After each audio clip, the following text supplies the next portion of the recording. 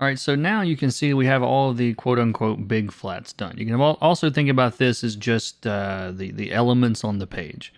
And so I'm going to go in now, and we're going to do the detailed flats on this. And you can think of flatting, at least in how I look at it, as something that you're trying to break the page down from big elements to small elements. And so we've broken down so far with this layer, this big flats, the foreground from the background. So what we're going to do to use this as a kind of a launching point to do all the rest of the flats, I'm going to go back to the layers window, swipe left on the big flats layer, and duplicate it. I'm going to rename this big flats layer by clicking on it. Click rename. I'm just going to call this flats. And I'll go in on this this panel here is actually one of the simpler ones, not the simplest, but maybe one of the simpler ones on this page. So we'll start here, and same as before, I'm not going to worry too much about the colors themselves at this point. If you want to, that's fine. If you don't, that's fine. Either way, I know I'm going to be able to change them later easily. So I'm going to start with this character here. Now again, she's all one color right now, so you can imagine we're just going to break down all the individual colors on her now. So I'm going to make sure that I have the flatter brush still selected. Now, the other thing I want you guys to think about as we're doing this is that I don't want you to ever trace the same separation twice, okay? We've already separated her hair from the background. We've already separated her from the background. We don't need to do that again, okay? So what I'm going to do to start off with here, just to show you what I mean, I'm going to pick a color, and let's just say that's that color. If I make my edge, let's just say this little section here, and all the way up to here. So just to block off that one little section. If I fill this with that same color, you can see that it respects that line that we already drew through here. Okay, it's going to contain that fill to just what we've already got there. So what that allows us to do is to not worry about tracing that edge again. Now, the other thing we can do to help out with this is just to hit the selection button and hit the automatic selection to select her. So we don't have to worry about going outside the lines anyway. I'm going to go back to my brush tool and I'm going to start this selection. And all I'm really thinking about right now is separating her hair from the rest of her outline. So as long as I make sure that I've blocked off all the openings here, I can fill this and it's just going to stay on her hair without having to worry about going all the way around. And again, it's not perfect, so we can come in here and clean up some of these edges a little bit. And anything else that needs to be separated, let's go ahead and fill it in, like her eyes. Make her eyes and teeth the same color, no problem there. Grab a different color, fill in her lips.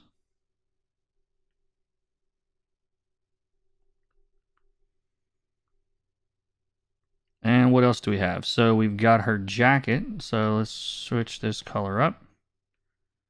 Make the separation against her skin and her shirt.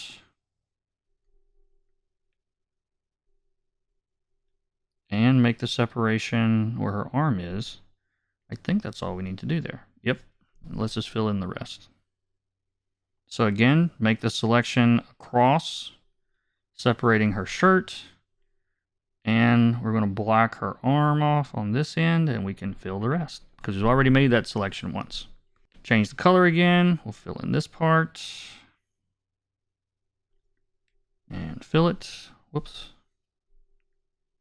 Fill in this part.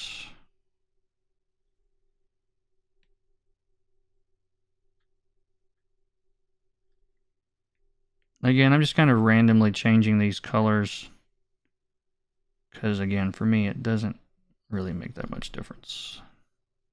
We're just going to use these for selections later.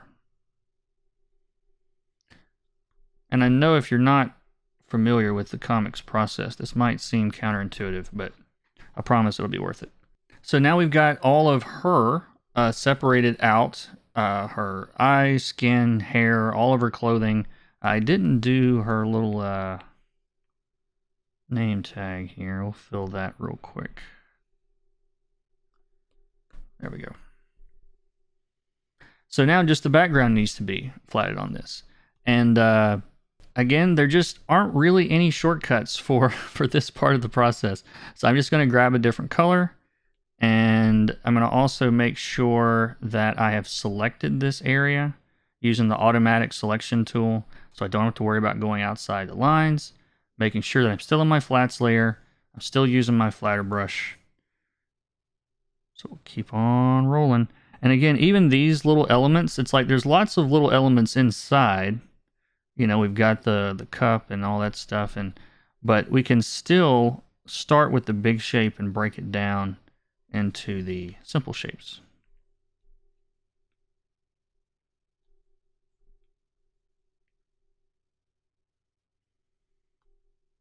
Then we can go in here, shift that color, change this and this.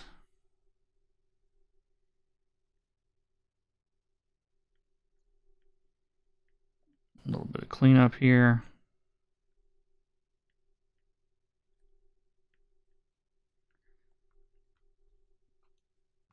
And then we've got these little magnets, I guess this is. And we would do that for the rest of the background as well. We'd fill in this one, and even some of these elements that are behind the character.